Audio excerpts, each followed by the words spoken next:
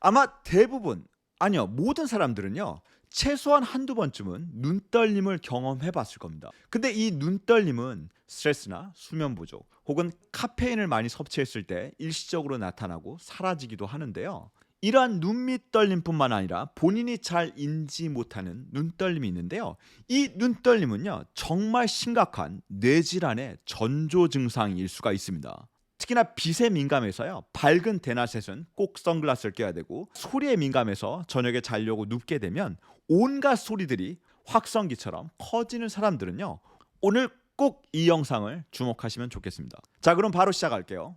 눈떨림을 얘기할 때요. 뭐 유튜브의 영상이나 혹은 인터넷 정보들을 보시게 되면 대부분 눈밑 떨림만을 언급합니다. 그래서 눈밑 떨림은요. 마그네슘 부족으로 발생한다라고 하는 얘기도 있고, 그리고 구아나사라고 해서 얼굴의 반쪽이 마비되는 뇌질환의 전조 현상이라고 얘기하기도 합니다. 그런데 이거는 절대 사실이 아니고요. 우리가 일반적으로 알고 있는 눈밑 떨림과 달리 제가 오늘 강조하고 싶은 것은요.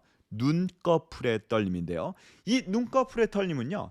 잘 인지를 하지 못하는 경우가 대부분입니다. 일단 한번 눈을 감고 뜨는 근육에 대해서 생각을 해볼게요. 근데 눈을 감는 근육이라고 알려진 안면 근육 같은 경우에는요. 제가 이마를 위로 올리거나 혹은 제가 이렇게 찡긋거리거나 혹은 눈을 완전히 꼭 감고 있을 때 이 안면 근육이 작용해서 눈을 감는다라고 알려져 있지만, 사실 안면 근육은요 눈을 감는 근육이 아니에요. 그래서 감는 것은 그냥 자연스럽게 근육이 이완되게 되면 눈을 감게 되는 거죠. 이해되시죠? 그러면 한번 블라인드를 생각해 보시자고요. 창에 블라인더가 이렇게 있다고 하면 블라인더를 올리게 되면 어떻습니까? 제가 힘을 가하게 되잖아요. 근데 주르륵 해서 내리게 되면 그 형태로 유지를 하고 있잖아요. 근데 이 블라인더를 올리려고 하게 되면 이 눈꺼풀을 올리는 형태가 돼야 되는데, 눈꺼풀을 제가 올린다라고 생각을 하게 되면 눈꺼풀을 올리게 되면서 제가 시각적으로 정면을 주시하면서 화면을 볼 수 있게 되겠죠. 그래서 이 눈을 뜨는 근육은요. 제가 명령을 내려서 눈을 뜨게 하기도 하지만, 일단 정면에 있는 물체를 보게 되면 그 정면에 있는 물체에 대한 자극이 들어와서 눈을 계속 뜨게 유지하도록 하게 됩니다.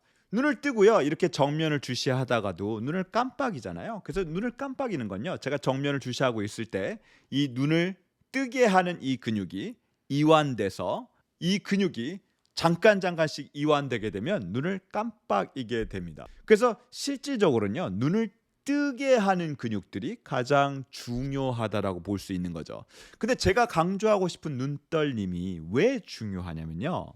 눈밑 떨림 같은 경우에는요. 제가 근육에 쥐가 나는 것처럼 근육이 약한 상태로 무리한 일을 하거나 혹은 수면 부족이거나 스트레스라든가 카페인을 일시적으로 좀 과다하게 섭취했을 때 이런 눈떨림이 나타날 수 있습니다. 그리고 사라지죠. 그런데 이런 눈떨림은요. 대부분 본인이 자각할 수 있기 때문에, 그리고 이 눈떨림이 뇌랑 아주 가깝게 붙어 있기 때문에 뇌에 뭔가 문제가 발생하지 않은 것일까라고 생각할 수 있겠지만, 제가 오늘 강조하고 싶은 눈떨림은요. 눈꺼풀의 눈떨림입니다. 이 눈꺼풀의 눈떨림은요. 제가 눈을 뜬 상태에서는 이미 수축이 되어 있기 때문에 이 눈떨림이 잘 느껴지지 않습니다. 그런데 제가 눈을 감았을 때 눈을 감는 행동은 뭐라고 그랬죠? 모든 눈 근육에 힘을 빼고 이완시킨 형태라고 얘기를 했습니다. 근데 마치 블라인더가 내려져 있는데 누군가 블라인더를 계속 올리려고 하는 것처럼, 누가 블라인더를 계속 이렇게 흔들고 있다고 하면 제가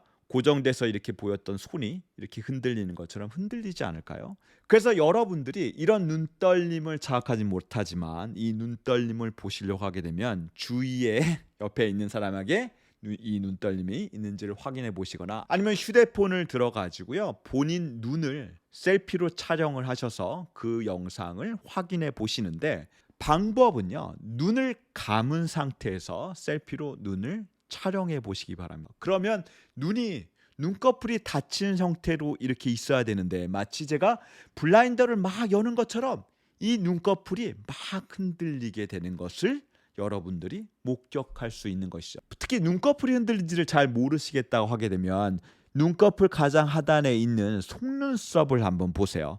그래서 이 속눈썹이 눈을 감았을 때 파르르르르르르르 계속적으로 떨리고 있다고 하게 되면, 눈을 뜨게 할 때 작동하는 눈꺼풀의 근육과, 그리고 이 근육을 지배하는 신경과, 그리고 이 신경의 명령을 내리는 뇌에 대한 뇌와 운동신경과 그리고 근육에 대한 문제가 있다라고 하는 것을 의미합니다. 아마 지금 테스트 해보시고 깜짝 놀랄 분도 있으실 거라 생각되는데요. 이 눈을 뜨게 하는 근육과 운동신경은요, 눈을 감은 상태에서는요, 이완되고 수축되지 않아야 되는데, 이 신경이 과민한 상태에서는 계속적으로 이 떨림이 나타나게 되는 것입니다. 저는 상담을 할 때 눈의 운동성을 보기 위해서 눈의 운동성을 체크하기도 하지만, 대부분의 사람들한테 눈을 조용히 감은 형태로 가만히 있어 보라고 요청드려요. 근데 이 상태에서 눈이 바르르르르르르르 계속적으로 속눈썹이 떨린다라고 하게 되면, 이분은요, 시각도 민감하고 청각도 민감하고 이 운동신경이 자리 잡고 있는 중뇌라고 하는 이 부분이 과활성화됐구나라고 하는 부분들을 제가 알 수 있게 되는 것이죠. 이 눈을 뜨게 하는 신경이 있는 부분을 중뇌라고 하는데요. 여러분들이 아시는 것처럼 대뇌는 여기 있고요. 균형 감각이나 운동을 관장하는 소뇌, 작은 뇌는 이 뒤쪽에 있습니다. 그리고 대뇌와 소뇌가 이렇게 연결되어 있다면 이 중간에 있는 뇌를 중뇌라고 합니다. 중간에 있으니까 중뇌라고 하죠. 근데 이 중뇌는요, 파충류의 뇌로도 잘 알려져 있어요. 그 파충류를 한번 자세히 관찰해 보신 적 있나요? 파충류는요, 소리나 빛에 감지하는 물체에 굉장히 민감합니다. 만약 조그만 도마뱀이 있는데 사람이 다가가는 큰 그림자가 자기한테 겹쳐 보이거나 조그만 소리가 들린다면 어떻습니까? 굉장히 민감하게 반응을 하는 거죠. 이 중뇌는요, 대뇌와 소뇌 사이에 있기도 하지만 눈과 귀의 사이에 위치하기 때문에 시각과 청각이 대뇌에 도달하기 전에 거쳐가는 관문과 같습니다. 그래서 이 파충류의 뇌로 알려진 중뇌 같은 경우에는 시각이나 청각에 아주 민감하게 반응하는, 내 몸의 보호를 위해서 화들짝 놀라거나 거기에서 즉각적으로 반응하는 원시적인 뇌라고 얘기하며 파충류의 뇌라고도 얘기합니다. 근데 인간이 대뇌가 발달하게 되면서 이런 중뇌에서 받아들여지는 시각이라든가 청각이라든가 이런 부분들을 억제할 수 있게 되는 것이죠. 최근에 제가 어떤 프로그램에서 보았는데, 박건리 씨가 태어날 때부터 청각에 아주 민감하다라고 하는 영상을 보았는데요. 그 이유는요, 이런 중뇌에서 실질적으로 이런 자극들이 들어왔을 때 이런 자극들이 너무나 과활성화되거나 혹은 대뇌가 이런 자극들을 억제하지 못하기 때문이기도 합니다. 그런데 왜 중뇌와요, 눈을 감았을 때 눈을 뜨는 근육들이 계속적으로 활발하게 활성화되는 것이 관련이 있을까요? 왜냐하면 이 눈을 뜨게 하는 근육의 신경이 바로 중뇌에서 시작되기 때문입니다. 그래서 중뇌의 과활성화가 이루어진 사람들 같은 경우에는 눈을 감았을 때 눈꺼풀이 파르르 떨리는 형태를 보이게 되는 거죠. 대부분 양쪽에서 보이게 되고요. 이 눈꺼풀의 떨림이 심하면 심할수록 시각과 청각에 아주 민감하게 되고요. 그리고 이런 시각과 청각에 민감하기 때문에 고요해지고 어두워지는 밤이 되게 되면 뇌를 더 이상 자극하지 않고 잠을 잘 수 있도록 뇌를 내버려둬야 되는데, 이 중뇌가 과활성화되는 이유로 인해서 뇌를 계속적으로 자극하게 되고 수면에 이르지 못하게 되는 증상들을 가지게 됩니다. 중뇌 과활성화 의미하는 것은요, 단순히 시각에 민감하고 청각에 민감하고 수면 장애가 있고 그걸로 끝이 나느냐, 그게 아니기 때문에 그렇습니다. 이 중뇌의 과활성화는요, 아주 간단하게 설명드리자고 하면 제 팔이나 다리에 있는 여러 가지 자극을 통해서 소뇌로 자극이 전달되게 되고, 그리고 중뇌를 거쳐서 대뇌를 거쳐서 그리고 다시 중뇌로 오게 돼서 운동 명령을 수행하는 복잡한 경로를 가지고 있습니다. 그래서 이 경로를요, 영어로는요 덴테이로 루브로 달라모 코리코 스라이더 패스웨이라고 얘기를 하는데, 뭐 이름은 중요하지 않겠죠. 그런데 뇌에는요, 대뇌에 있는 피질만이 아니라 이 필터 작용을 하는 기관을 기저핵이라고 하는데, 이 기저핵은요, 대뇌와 중뇌의 가운데에 있는 정수기의 필터와 같은 시스템이라고 보시면 될 것 같아요.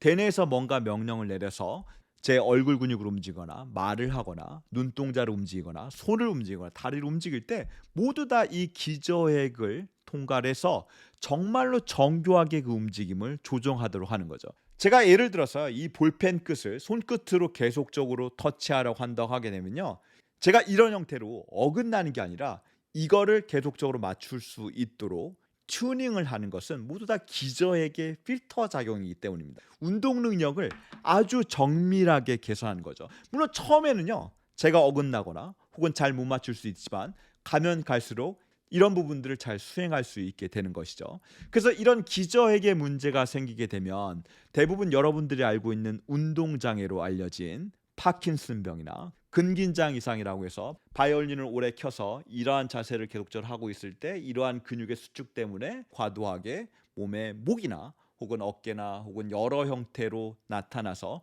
과긴장을 시키거나 혹은 채끝머리로 알려진 고개를 계속적으로 흔들거나 틱두레처럼 불수의적이면서 아주 빠르게 이런 형태의 움직임을 보이는 거라든가 파킨슨처럼 계속적으로 떨리는 형태의 운동장애를 보이게 되는 거죠. 필터가 안 되기 때문에 대뇌에서요 중뇌로 물을 계속 부어서 중뇌를 과민하게 만들게 되는 것이기 때문입니다. 이 기저핵의 기능이 나빠지면 나빠질수록 이 중뇌는 과민하게 되고요. 그리고 운동뿐만 아니라 행동이나 사고에도 영향을 미쳐서 강박에 대한 부분들을 아주 강화시킵니다.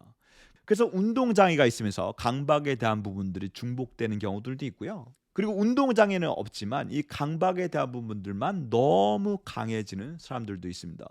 그래서 눈을 감았을 때 눈꺼풀을 떨리게 하는 것은요. 눈을 감았을 때 모든 눈에 있는 근육들이 이완돼야 되지만 마치 제가 고장난 블라인드를 계속 열려고 잡아당기는 것처럼 눈을 뜨게 하는 근육이 과활성화되어 있는 것이고 이 눈을 뜨게 하는 근육과 신경은 중뇌에서 나오게 되는데 이 중뇌의 과활성화가 눈떨림을 계속적으로 있게 하는 것입니다. 그리고 이 중뇌의 과활성화 때문에 중뇌를 경유하는 시각이라든가 청각에 과민한 반응이 있게 되고 이 중뇌의 과활성화는요 소리와 그리고 빛이 저하되는 밤이 되면 적어지게 되면서 대뇌를 더 이상 깨우지 않게 해야 됨에도 불구하고 대뇌를 깨우게 되면서 잠을 자려고 누우면 굉장히 오랜 시간 동안 누워 있으면서 잠을 못 자게 하는 수면 장애를 가지게 되고요. 이 중뇌의 과활성화가 일어난 근본적인 원인은요.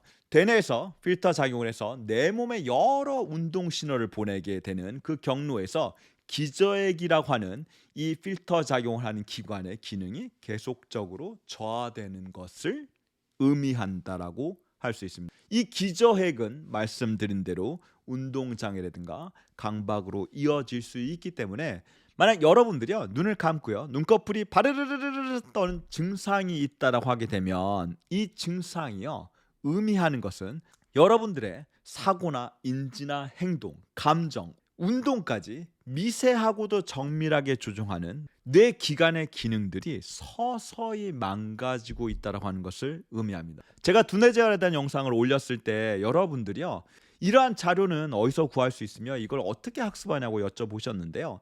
일반적인 신경학에서는 다루지는 않습니다. 그래서 여기 보시기에는요.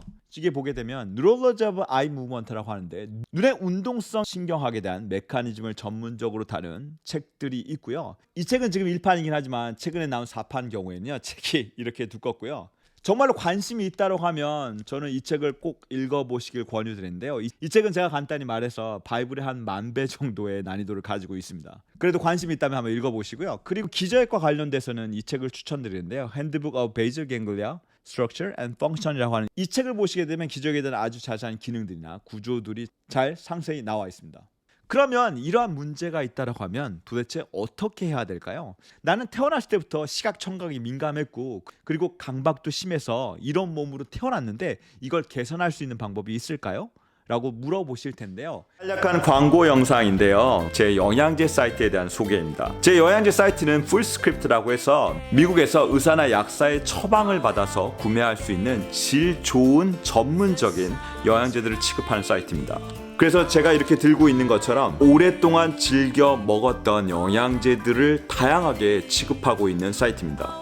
그쪽에 가서 구매하실 수 있는 방법은요. 제가 설명글에 링크로 달아드리고요. 다시 본 영상으로 돌아가 볼까요? 기저핵의 기능을 개선할 수 있는 방법들이 분명히 있고요. 그리고 시각, 청각이 민감하신 분들에게는 지금 건강하지 않은 중뇌의 신경계처럼 이렇게 물이 찰랑찰랑 거릴 때는요. 시각과 청각에 대한 자극을 낮춰주는 것이 필요합니다. 어떻게 낮춰줄 수 있을까요? 낮에는 좀 불편하시겠지만 선글라스를 껴서 빛에 대한 자극을 낮춰주시고요.